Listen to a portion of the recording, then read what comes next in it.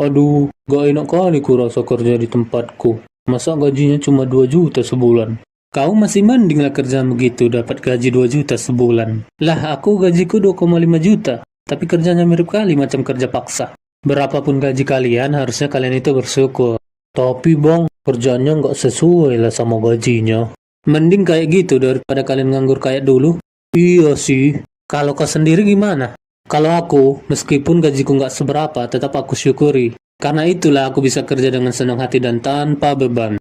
Wah, keren kali abang. Cocok dijadikan teladan. Memangnya berapa gajimu? Gajiku nggak seberapa sih, cuma 15 juta sebulan. Hah? Hah? Gigi kigi sibiripi titip kisi kiri.